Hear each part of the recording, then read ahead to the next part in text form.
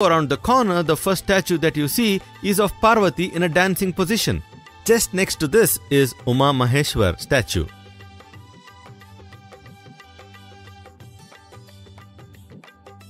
The fourth statue from the other end is another beautiful sculpture of Lord Shiva. Just next to this is a statue of Lord Vishnu and Goddess Lakshmi sitting on Vishnu's lap. Apart from this, on this wall, you will also see sculptures of figurines, men and women in various dancing positions or playing musical instruments. As you move to your left and enter the next section, the first sculpture that you see is that of Lord Shiva killing Andhakasura, or the demon of darkness.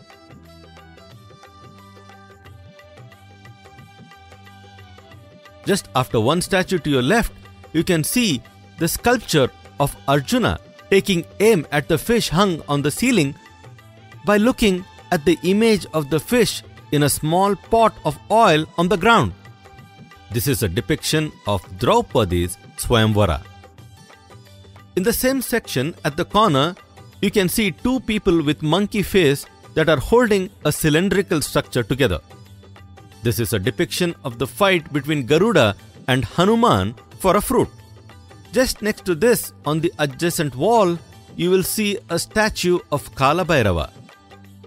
In the same wall towards the center, you can see a beautiful statue of Lord Vishnu.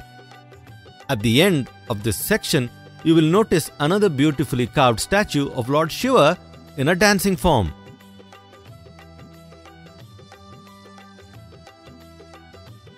Just next to this, on the other side of the corner, you can have a look at a delicately and ornately carved sculpture of Bhairavi, other form of goddess Parvati. At the end of this wall, you will see a sculpture of Lord Brahma. This is located just besides the figurine that is playing the flute. In the adjacent wall, you can see a huge carving of Uma Maheshwar sitting on sacred Nandi. Just next to it is Krishna lifting Govardhana mountain to protect people of Mathura from torrential rain created by Lord Indra. Carefully observe the flora and fauna created by the artisans. The hill that Lord Krishna is lifting is made up of the wild animals present in the mountain forest. Around Krishna, you can see lots of men, women and cows being rescued by Lord Krishna. At the end of this section, you can spot a statue of a man in a strange attire and hairstyle. It seems he is holding some sharp horn-like object in his left hand. You can also see some snakes around his body. It is evident that this is not a sculpture of any god or demon, but not very clear who it could be. Immediately, next sculpture around the corner is that of Kala Bhairava again. Diagonally opposite of this statue, you will find another sculpture of Shiva. Here, Shiva is holding a big damru in his left hand. His left leg is touching the left thigh and you can see him in a dancing position. Immediately to the left, just around the corner, you can see a sculpture of Ardhanarishwara, or the form of Shiva who has anatomy of both male and female bodies. Here you can see that Shiva is holding a damru in his right hand. You can also see that the other right hand behind the shoulder is holding the snake.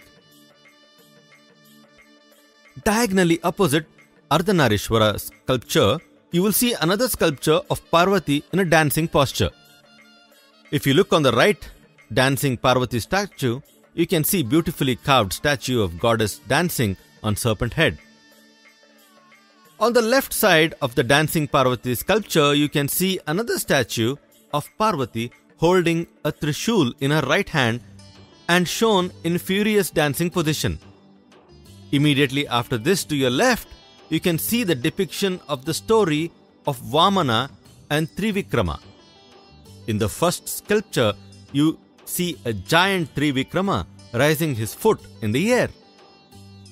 Just next to this, on the other side, you will find a sculpture of Vamana, a dwarf Brahman, asking for donations in front of Emperor Bali, who is aiming to conquer all three worlds.